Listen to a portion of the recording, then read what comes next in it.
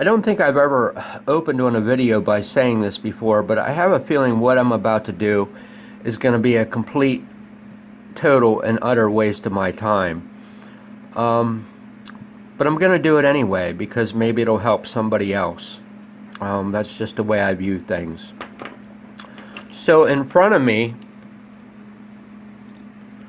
I have 6 power switches, and they are an SDL1P-D. Inquiring minds want to know, and sometimes that's not really a good thing to know things. Sometimes things are better left unsaid.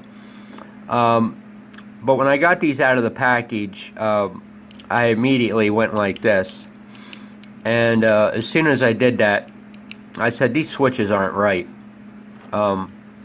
You know, I haven't been working on sansuis for all my life, but I can tell when the switch travel on these kind of switches doesn't seem to be traveling like it should be.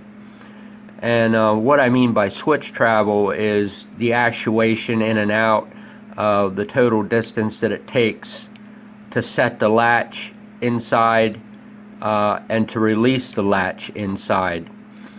And that was the first thing I noticed. All that glitters is not gold. And more to the point, I've learned that things that are shiny are generally junk. And to put it just as bluntly as I can. So, you know, there's really nothing, and I don't think it's going to really take a lot to read in to what I'm trying to say to you here, and you gotta just kind of forgive me if this sounds bad, but there's nothing like using suspicious test equipment to test suspicious devices.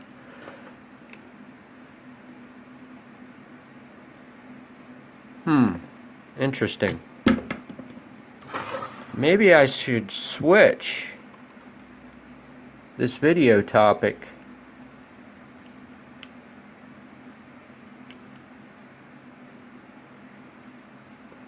so the general consensus is gonna be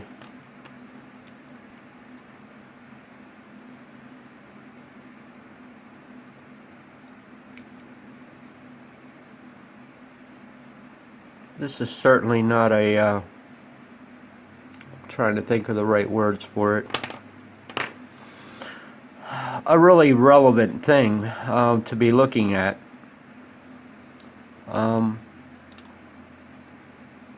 But when you're playing detective, you got to look at everything to the best of your abilities. That's my belief. So the general consensus is roughly 1.3 ohms on every single one of them. Every single one of them look exactly the same, and that's kind of troublesome to me. But the switch travel just doesn't even feel right. So just some obscure analogy. Buying these switches really isn't no different than buying a car. You can take a look at the outside of it and it looks great. But to really know what you're buying, you gotta crawl underneath it. So I have a feeling we're gonna be popping some switches open. That's kind of where I'm heading.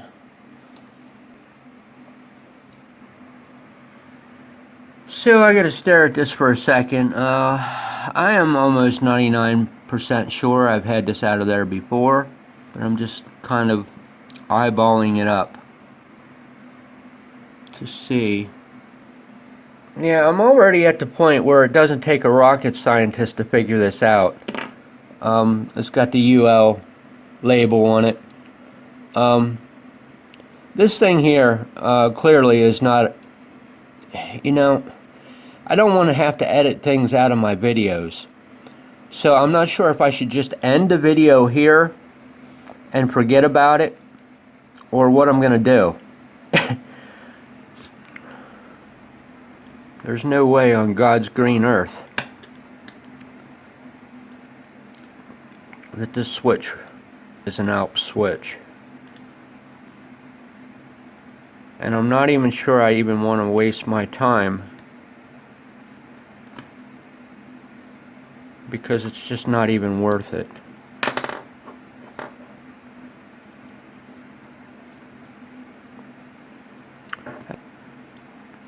You know, there's really no words to describe what it takes to get the spring back in.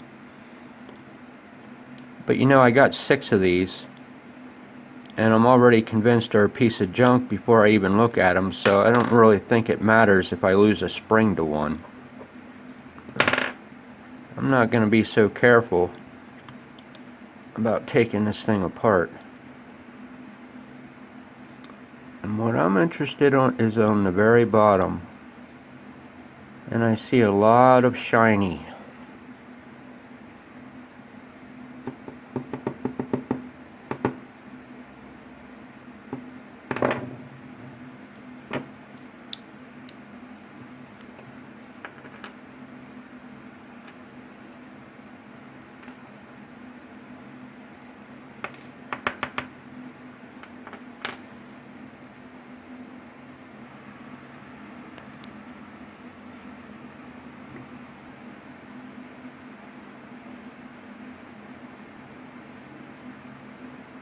There's absolutely no way I am ever going to put this power switch into this sansui.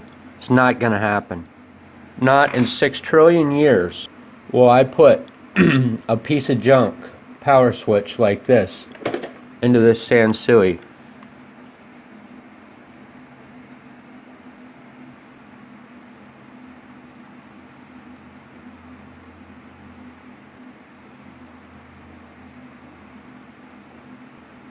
Look at that switch contact.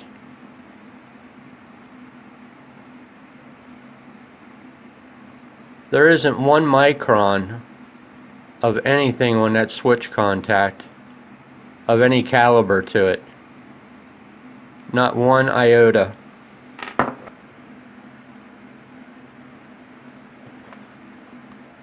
Same thing with this one.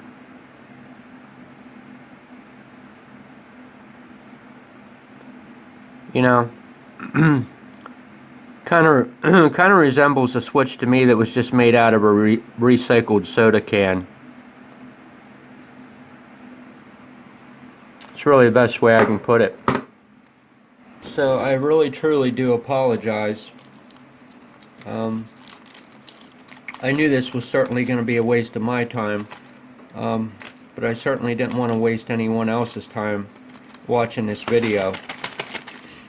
Because I am not going to show you putting a power switch in this sansui today. I'm actually going to stick all these into a bag, and I'm going to take them out in my backyard, and I'm going to dig a 6-foot hole, and I'm going to stick the bag down in the bottom of the 6-foot hole and cover it up. So they can't continue to contaminate the rest of the world. Have a good day.